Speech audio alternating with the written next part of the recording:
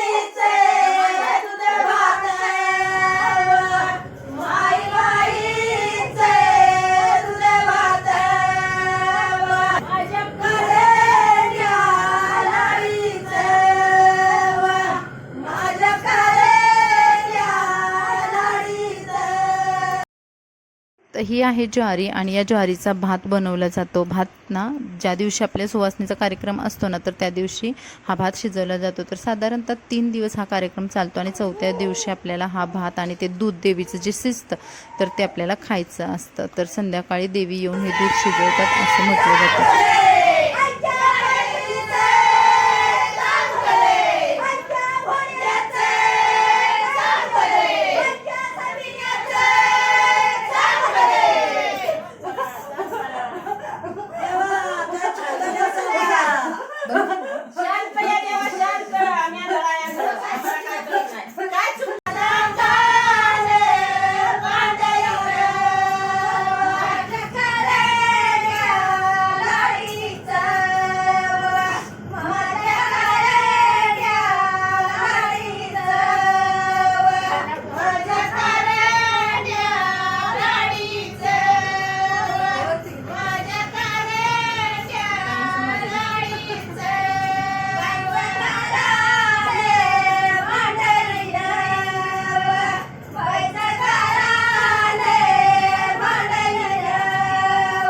आमच्या गावामध्ये हा कार्यक्रम उन्हाळ्याची सुट्टी संपताना घेतला जातो। म्हणजे त्यावेळेस कशी सर्व मुलं पण असतात, आई वडील असतात आणि जे लोक बाहेरगावी राहत आहेत तर त्यांना सुद्धा सोयीस्कर होतं। त्यामुळे हा कार्यक्रम मे महिन्याच्या एंडिंगला किंवा जून महिन्यामध्ये म्हणजे साधारणतः ज्येष्ठ महिन्याच्या स्टार्टिंगला हा कार्यक्रम घेतला जातो। आता ह्यावर्षी अधिक मास असल्यामुळे बऱ्याच लोकांचं कन्फ्युजन होतं की अधिक मासामध्ये घ्यायचं की नाही, पण परत त्यानंतर सर्वांनी सोल्युशन काढलं की अधिक मास असला तरी आपण देवधर्म करतो, पंढरपूरला जातो, भरपूर आपण देवधर्म या महिन्यामध्ये करत असतो, तर मग हा कार्यक्रम का नाही घ्यायचा म्हणून त्यानंतर आमच्या वाडीमध्ये हा कार्यक्रम ठरवला गेला आणि मग एक 4-5 दिवसामध्ये या कार्यक्रमची तयारी झाली। आता हा जेव्हा कार्यक्रम गावामध्ये असतो ना, तर 4 दिवस आमच्या पूर्ण गावामध्ये नॉनव्हेज शिजवलं जात नाही, पूर्ण शुद्धता, पूर्ण भक्तिभाव असतो।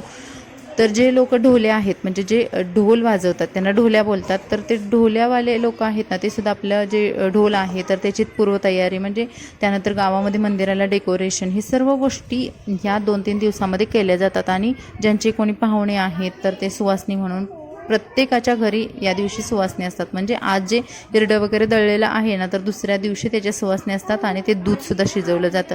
तर कार्यक्रम खूप छान असतो आणि सर्व लोक एकत्र येत असल्यामुळे ना या कार्यक्रमाला आणखीन छान रंगत वाढते।